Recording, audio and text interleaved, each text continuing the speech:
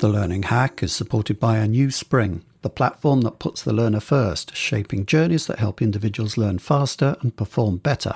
Access intelligent technology, profound insights, and a unique network of like-minded pioneers. And if you're a trainer or training provider looking to succeed in this fast-changing market, their free ebook will show you how putting the learner first is the key to winning. Download it now at anewspring.com/learnerfirst. That's anewspring.com/learnerfirst. It was a tough case. A major training initiative lying dead on the floor. Where was the evidence? There was no evidence. Only one guy could solve this. The L&D detective. Welcome to The Learning Hack, a podcast about the people and technologies that are creating the future of learning. I'm John Helmer. Now guess what? Learning is cool. Learning is cool. Learning is cool. I'm learning. Learning is fun. And knowledge is power. Knowledge. Education.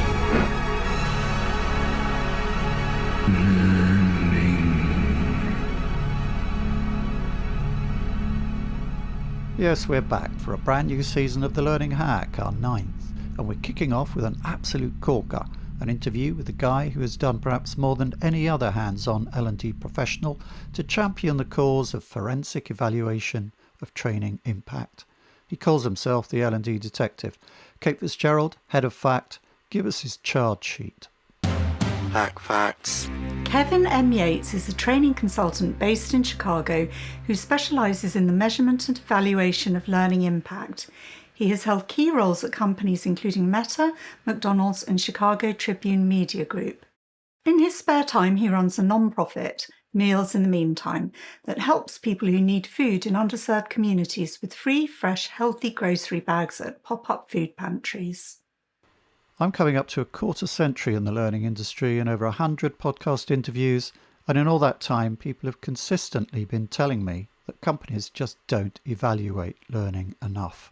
Kevin is one of those leading the charge on learning measurement, and I was really pleased to be able to speak to him. I wanted to know if things are getting any better, and if AI is having an influence. We talked about differences in the culture around learning measurement between the various sectors he's worked in. Above all, given his most recent corporate post at Meta, I wanted to know whether the tech sector is any more willing to evaluate than the rest.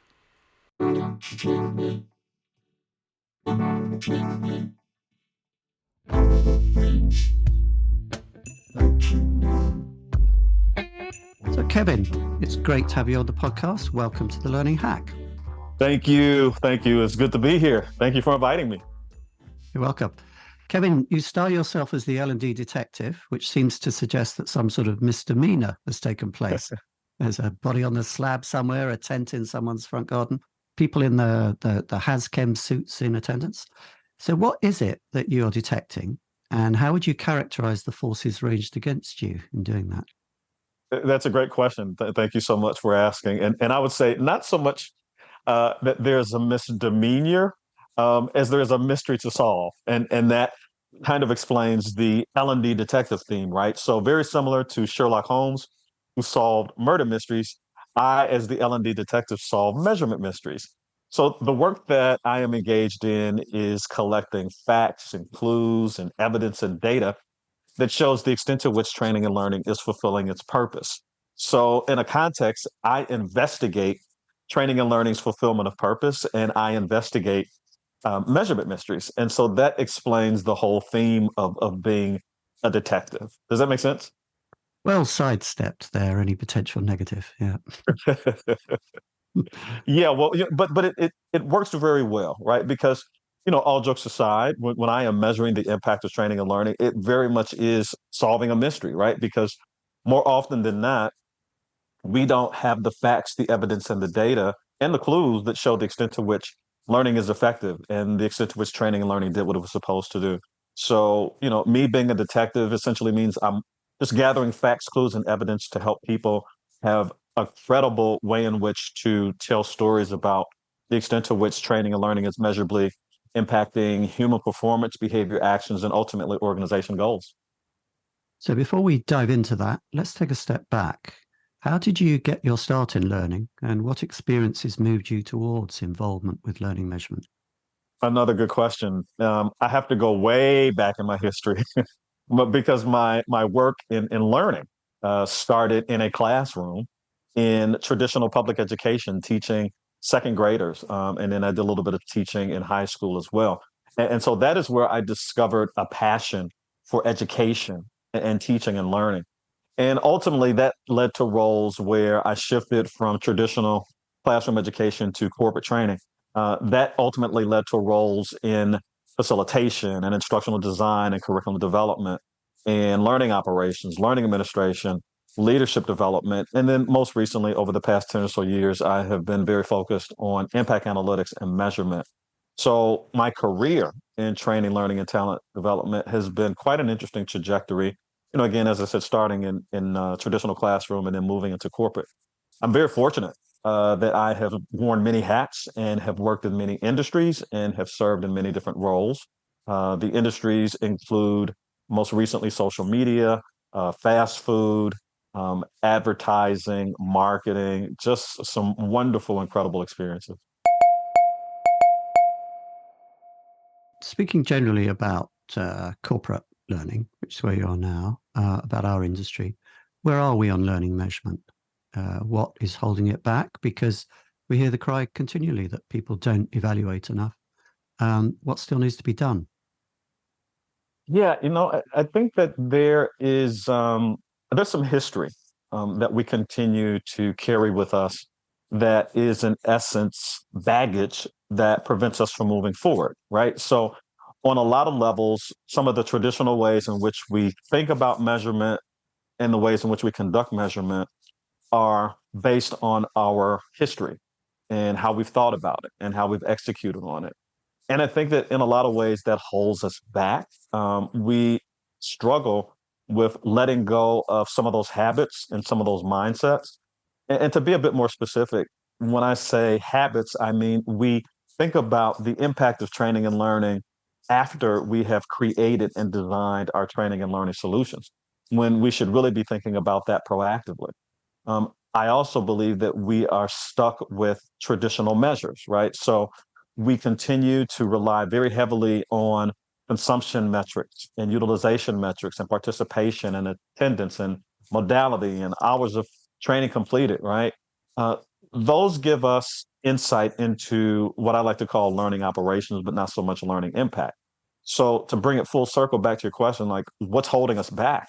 I think that what's holding us back is ourselves. you know, the traditions of how we measure and traditions for how we think about measurement seem to have a tight grip on our practices and a tight grip on our mindset and our methodology. So I believe that there is a shift. I do see where there are training and learning organizations and practitioners who are thinking very differently about measurement. And that gives me hope and quite candidly gets me very excited because I know that we can do a much better job. And I'm seeing where people are very interested in doing a better job. So while some of that baggage of our history kind of holds us down, I'm also seeing a lot of opportunities. Do you think it's true to say that we've got more ability to measure nowadays, or we've got more data? For a long while, all people had was what came out of the SCORM package. Yeah. Now we seem to have a lot more cases. Is that really the case, do you think? I think it is the case. And you raise a very good point, right? So I want to be kind and empathetic to our community, right? Because you touched on something there. What we've had ready access to is data and measurement that comes from our learning management systems, our LMSs, right? That data is easy to get, it's easy to capture, it's easily accessible. And we do what's easy, right? To your point, fast forward to 2023 and beyond, we have access to a more robust kind of data set that goes above and beyond the data that we have in our learning management systems. We have access to organization data and people performance data. And when we connect the dots between our training and learning solutions and people data and organization performance data, we're able to tell much more credible, reliable stories about the impacts of training and learning. With that greater amount of data around, does that kind of bring us to a point where I know for years people were frustrated with not having enough data, Now suddenly they're slightly awash in it. Does this bring to the fore the question of what we can actually measure in learning?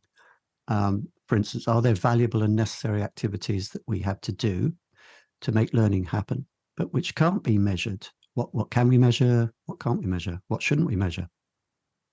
Well, I'm going to go with that last piece, right? Because you asked or stated, what shouldn't we measure? And I would say we shouldn't try to measure everything. I've not seen any organizations that have the time, the inclination, or the resources in order to measure the impact of every training and learning solution. I don't know that there's any value in doing that. I believe that we should invest our time, our energy, our resources, and our talents in measuring those training and learning solutions that have intention, purpose, and specificity for impacting and influencing and contributing to human performance and ultimately organization goals and organization outcomes, right? So I don't believe that we should try to boil the ocean. I believe we need to be very intentional and deliberate with what we measure and why we measure. I believe that we should be focused on those training and learning solutions that have a direct tie and connect to people's performance. And then that just manages expectations, right? Because again, we shouldn't be trying to measure everything. At least I don't believe we should. And I do believe that we should be really focused on measuring results from those training and learning solutions that are designed specifically to impact and influence human performance. It's interesting. You mentioned three things there: intention, purpose, and specificity. Yeah. That leapt out to me as like 3 bullet points on a PowerPoint. Seems quite an important kind of set of criteria.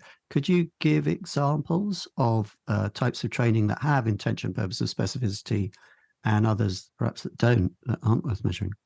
Yeah, and I think that I'll actually explain those that don't when I explain those that do. Okay. So when you think about intention, specificity, and purpose, right?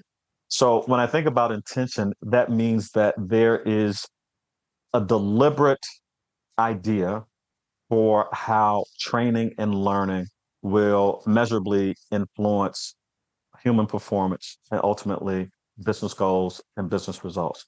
So that means that we aren't training for the sake of training. Intention means that we have an idea, a scope, a focus for why we're designing, for what we're designing, and the way in which what we're designing will influence people's behavior, actions, performance, and ultimately organization goals and organizational outcomes. So that's the intention, right? The specificity comes with being narrowly focused on key behaviors, key skills, key areas of performance, right? So when we are specific, we identify and describe what those key behaviors are, what those key skills are, and what performance looks like. Um, some people might say that that kind of sounds like a job description or a role description. That might be a good place to start. But again, if you're thinking about being specific, you want to have a North Star, if you will, for the areas of performance that you want to impact with your training and learning solutions. And then purpose says to me that when we combine all that I've just talked about, we then come up with a training and learning solution that has a purpose, that has meaning, that has a charge, if you will. So the three of them play very nicely together: intention, specificity, and purpose. And I believe that if you start with intention, specificity, and purpose before you design your training program, before your training program is designed and launched and utilized and consumed, then you are in a much better position to measure the impact of training and learning. What I find quite often is impact is an afterthought, right? So the training and learning solution is designed, and then the question is asked, well, what was the impact? And my follow up question to that is, well, what was the intended impact? What was the intention, the specificity, and the purpose, right? So if you have all of that knowledge and information up front, it's going to be so much easier to measure the impact of training and learning. But being the detective tends to feel like you will get brought in a bit after the fact. Yeah, that's the story of my life. And I get it, right? Because again, going back to that traditional mindset that we talked about, when impact is an afterthought, you aren't going to be as successful trying to measure results. When impact is a forethought and you've already defined what impact looks like proactively, you already know what you're chasing after. You already know what you're looking for. And so that's when measuring the impact of training becomes less difficult and more possible.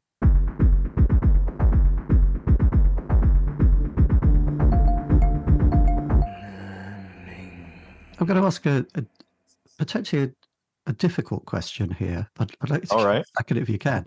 Bring it on. If you say there are bits of training around, there must be, from what you say, that don't have intention, purpose, and so on. There are bits of training that we can't really measure. Is a piece of training we can't remeasure worth doing in the first place, or is that to blanket a kind of condemnation of a lot of the training that gets done? Yeah, and I think that what you're asking is the extent to which there may be some training and learning solutions where we can't measure the impact. So let me kind of create a scenario here. I believe that impact is as you define it, if that makes sense. It didn't make sense coming out of my mouth, but the essence of what I'm saying is um, for however you define impact, then that's what impact is, right? So let's say, for example, you define impact as training the entire organization on a topic, right? And the way in which you're going to measure impact is the extent to which people have completed a training program. So that means that completion is impact for how you design it in that sense. Meaning, if as far as you want to go with measuring impact is that you expect that everyone in the organization will complete the training, then impact is measured and defined by 100% completion, right? So that means that that's as far as you're going to go in terms of how you measure impact for that particular solution. Now, let's say that you define impact as the extent to which training and learning measurably contributes to human performance, say leadership development, where you want training and learning to improve leaders' ability to, say, support their employees with their career path or their career growth, right? Which means that leaders need to have acumen for having the right kind of conversations, for supporting employees, knowing how to connect employees with resources and such so that they can advance their careers. That's a very different type of measurement. And that's a very different way in which to define impact. Because in that example that I just gave, we defined impact with some very specific behavioral outcomes for leaders in terms of what they would be able to do as a result of training and learning, right? So there is a range of, how do we say, impact and outcomes, how you define it, how you measure it, how you investigate it. So on the one end, you may go no further than describing impact as attendance or participation or utilization. And if that is as far as you want to go, that's absolutely fine. There's nothing wrong with that. There may also be times where you define impact as the extent to which training and learning contributes to leaders' behavior and capability with supporting employees in their career journeys. So that's a very higher level way in which to be thinking about impact. And that's going to be a bit more complicated when it comes to measuring impact. But even though it's complicated, it's still possible. So hopefully that gave you an example of two different types of ways in which you can define impact, how far you want to go with it in terms of how you define it, and then ultimately how you're going to measure it. It's a very pragmatic approach, I think. Yeah, I think so. I think so. And I think it all starts with telling the truth. So kind of going back to that same example, if as far as you're going to go with measuring air quote impact is consumption, utilization, participation, and attendance, tell the truth about that. So don't say that you're going to try to measure behavioral outcomes for a training and learning solution where there is intention and specificity and purpose only for consumption, utilization, participation, and attendance. Tell the truth about that, right?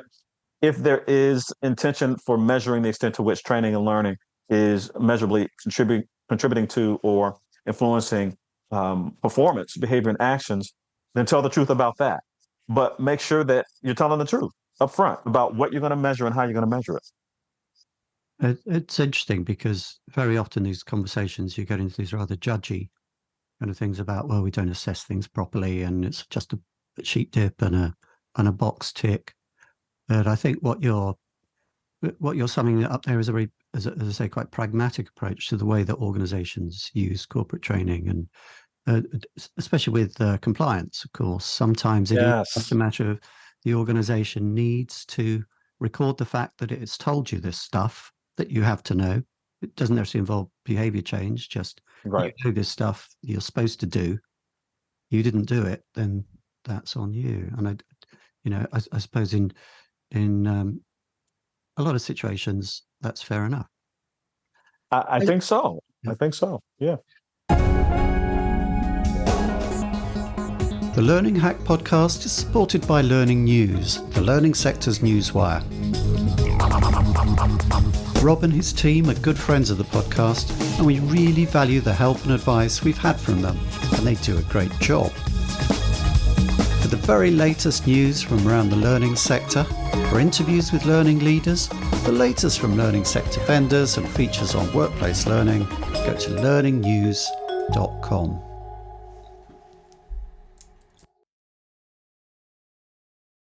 Let's dig into the tools you might use where you need to measure learning. There are a lot of models for learning measurement, as you know. I did a piece a while ago where I kind of looked up all the models I could find about measuring learning, and it went on for pages and pages. Most people know about the Kirkpatrick 4 levels. There's also Phillips, who added a 5th in ROI. There's Brinkerhoff, Thalheimer. I'm just mentioning a few of the best known, but there are many others. Yeah. Which is or are the most valuable models as far as you're concerned?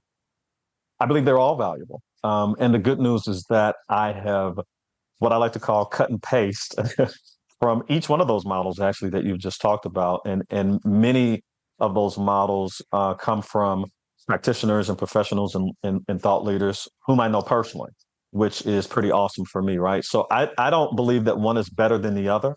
I believe that as a measurement community, so when I think about the Kirkpatricks and Jack and Patty Phillips and Will Thalheimer and Brinkenhoff and so many others who are doing amazing, great work in the measurement industry, I think that what we're all trying to do is help training, learning, and talent development professionals get an answer to what is the impact of training and learning.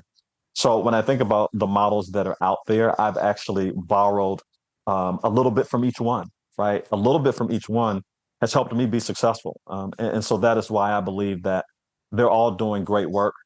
They all have different perspectives. And I think that that's totally fine. For me, I don't believe that I would be as successful as I am today with measuring impact were it not for some of those models that you just described. I think that, again, for me, it's taking the best of the best and bringing it into my wheelhouse, so to speak, and then using some of my own experience, some of my own thinking, some of my own methodology, and using that to create the way in which I conduct impact investigations and the way in which I measure the impact of training and learning. So I think that there's something good that you can take away from each one of those models. You've worked in a number of different sectors.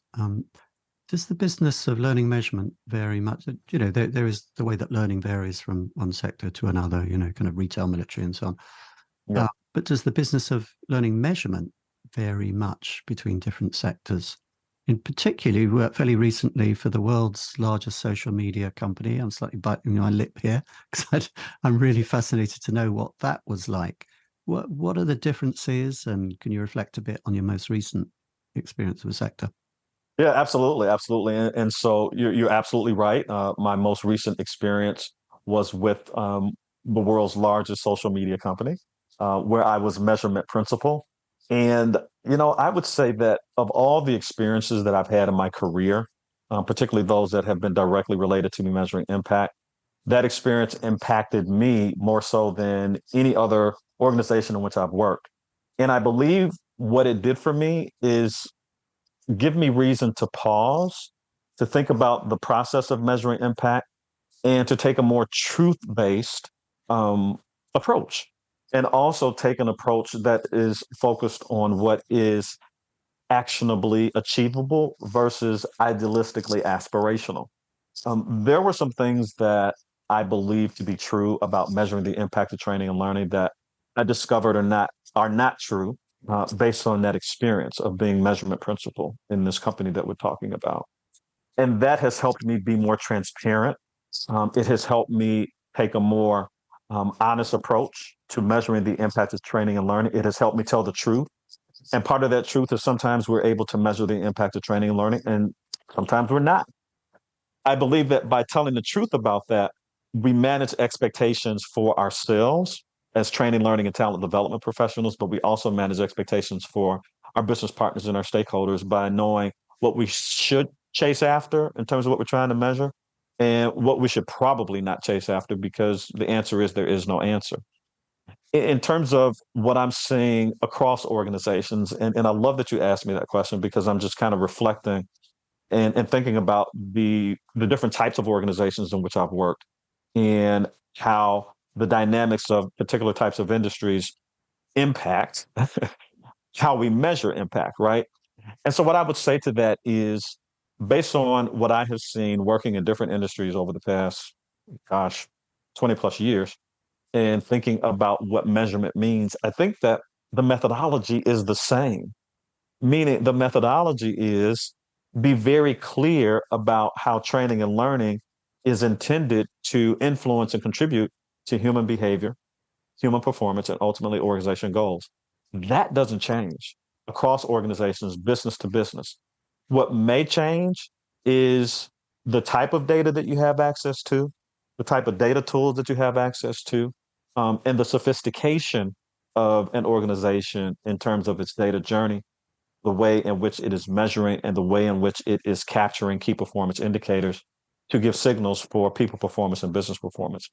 So I think that, again, there are some core methodologies that are the same across industries. I think that where you're going to see some variation and difference in terms of measuring impact is level of maturity and where you are on that measurement journey. And again, just with my last experience, again, with the social media company, what I took away from that is probably what's going to help me be so successful going forward. And that is being clear about what we can measure and being clear about what we can't measure. Coming back to that theme, yeah. With social media particularly, what kind of interests me there is that, it's a big data company. In more traditional data settings, you would have, some activity generates the data, you do an analysis on the data, you draw some inferences, you have a plan, what to do, acting on that data, you put the plan into action. Now, with algorithm-driven sort of data environments like social media, the response is instant and automated. So, the algorithm will see certain people are interested in a certain thing. Nigel Farage and his bank accounts get people aerated. So yeah, we pile in and give people more stuff about that subject. So we're kind of closing the gap between data gathering and action based on that, and an analysis in an algorithm-driven kind of environment. Does that have any effect on your view of measurement as far as learning goes?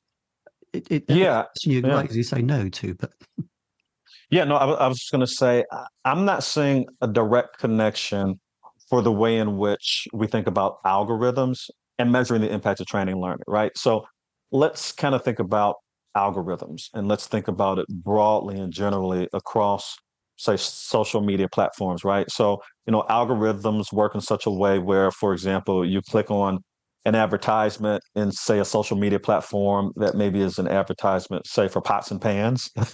So that means that based on you clicking on that advertisement for pots and pans, that going forward, you're going to see more advertisement for pots and pans, because somehow, some way, that algorithm says, hey, he's interested in pots and pans, so let's show him more of that, right?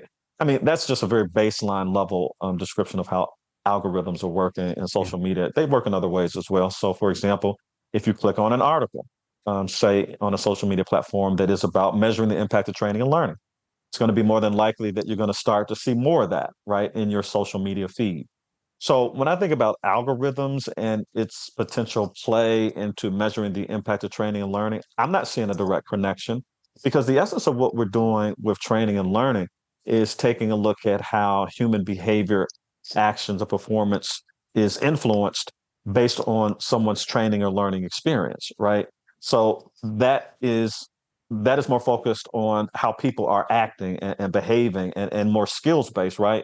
Whereas an algorithm, relative to how we see it play out in social media platforms, is more about trying to connect to what resonates with people based on how they are interacting and engaging in the context and environment of a social media platform. So I'm not seeing a real connection there? Could there be a connection in the future, maybe as we continue to use artificial intelligence and tools like ChatGPT and such? Could be, don't know. That's a TBD, I think, a to be determined. One place where I could imagine that it comes in is with adaptive learning, where it's not so much a case of there's the training intervention, people go through it, you can see how they interacted with it. It again closes the gap there. So if people are having trouble with a particular thing, the system recognizes that and sends them off down a different path where they can concentrate on learning that. So Yeah, I mean, in a sense, you can imagine that's kind of doing you out a job, because you don't kind of do the intervention, the analysis, and then carry on from there. It's all done sort of within the system, and the adaptive system sends them down the route that they need to, and you don't need any analysis for that because the algorithm's done it. I suppose this is the hackneyed old HR question: are you going to be out of a job?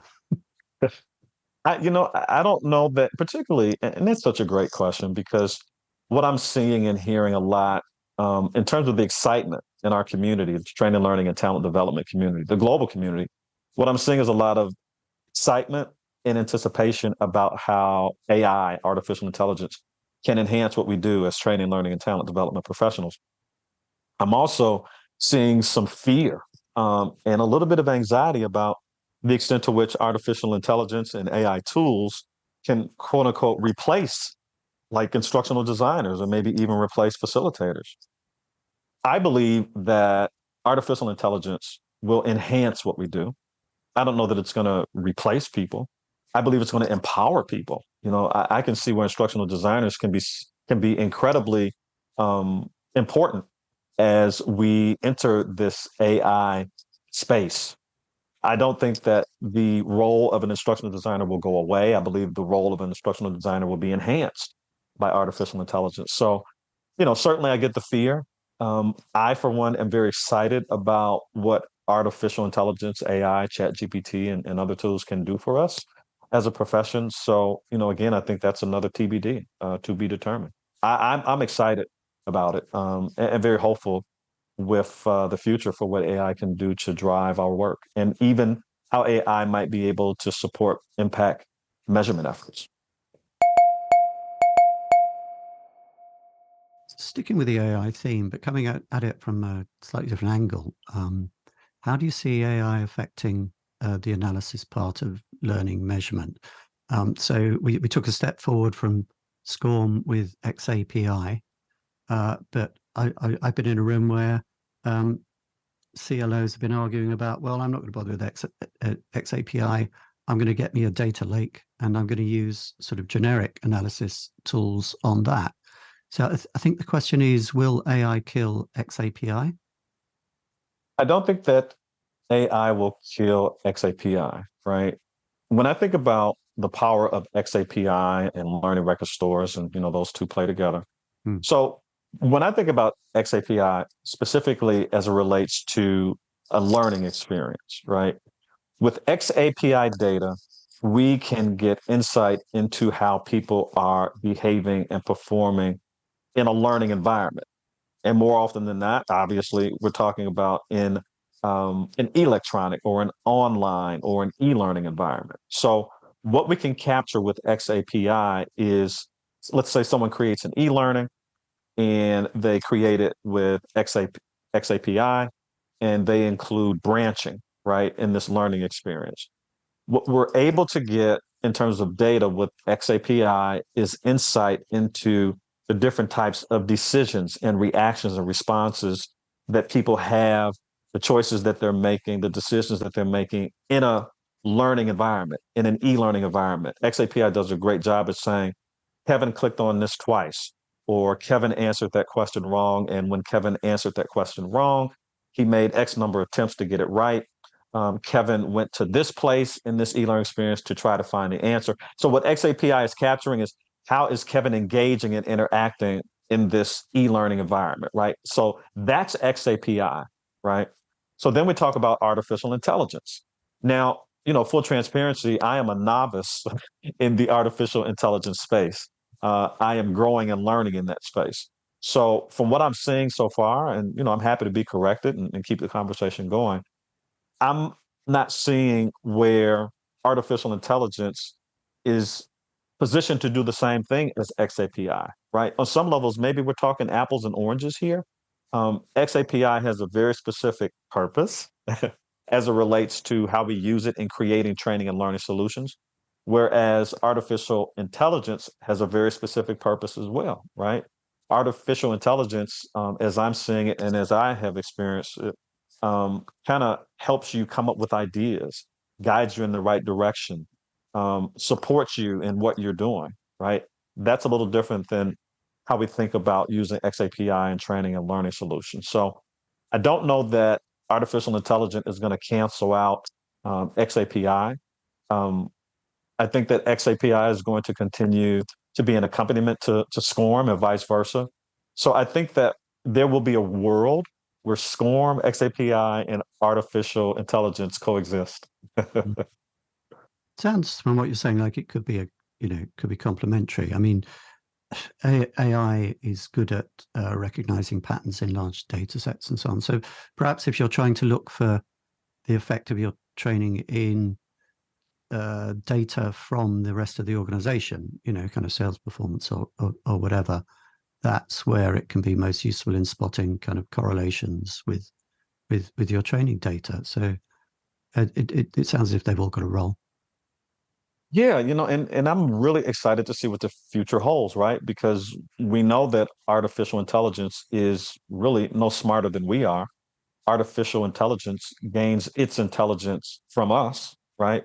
So maybe there will reach a day where we can say to artificial intelligence, take a look at SCORM data, take a look at xAPI data, take a look at LMS data, take a look at business data, and then tell me to what extent did this training solution impact people's behavior and performance actions or organization goals based on this data.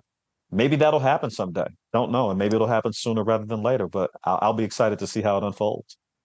Well, we like to take a balanced view of the human being and the learning hack. And I'd like to talk now, if you don't mind, about your volunteering activities. I've recently done some volunteering activities in a very small way, going to Ukraine and back.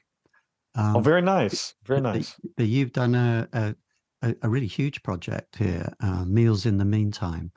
What can you tell us what it's about and why you're doing it and how you managed to balance that with such a busy career? Yeah, well, the balance part is tricky, but I'll start with your first question, and thank you for asking and being curious about that. And so I did started a nonprofit in 2021. It was May of 2021. I started a nonprofit, and it's called Meals in the Meantime. We provide free food at pop-up pantries in underserved communities in Chicagoland south suburbs here in the U.S.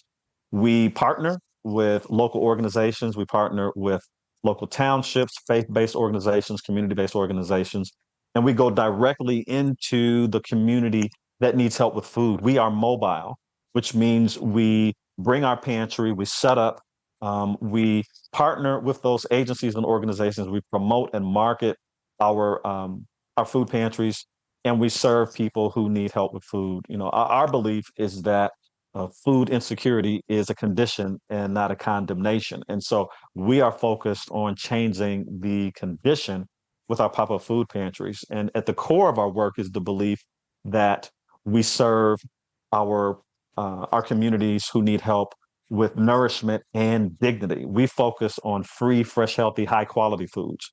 We focus on foods that provide natural nutrients to our bodies. And so we're very keen on ensuring that the food we provide is high in nutritional value, high in vitamins. We want to ensure that the food that we provide helps contribute to well-being. And that has really been, I would say, the greatest work that I've done to date. I'm very proud of the work that I've done as the L&D detective. I'm very proud of the work that I've done to help organizations with their measurement strategies.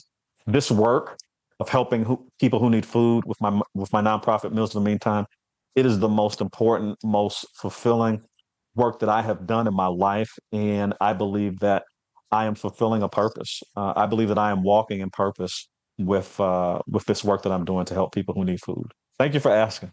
Well, Very inspiring to hear all that. Thank you. Lastly, we have to close out now. In the world of learning, who and what are the sources you turn to for knowledge and inspiration? You've talked about the measurement models that you look at, but who particularly are the kind of the gurus that you favor, if you like, that you follow? Yeah, and as you said, I've talked about some already in terms of the models that have really inspired and encouraged and supported me. I also follow and have a relationship with Roy Pollock, right? Roy wrote a book called The Six Disciplines of Breakthrough Learning, and it has been a great source of inspiration to me because its focus is on alignment, right? And I believe that as training, learning, and talent development professionals, we need to ensure that our work is aligned to the organization goals in the organizations that we serve. So when I think about, again, some great people to follow, Roy Pollock would be one of them. And again, I would highly recommend his book, The Six Disciplines of Breakthrough Learning, in addition to the others that I mentioned earlier. We'll put a link to that in show notes. Yeah. Kevin M. Yates, thank you so much for that today. I thought it was a really interesting session, and I thought I pressed you fairly hard on some of those questions, and that you gave great answers. Thank you very much for taking the time. Thank you. You didn't press too hard. I love being challenged in terms of my thought, my perspective. I think you did a great job of that. Thank you for inviting me to talk to you today. You're welcome. That's all on the Learning Hack podcast for this time. Many thanks to our guest and to our sponsors. The Learning Hack is completely independent and transparently funded by sponsorship.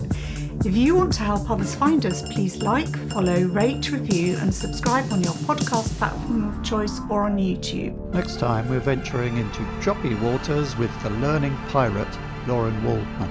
Yar! Till then, Stay curious, learning people.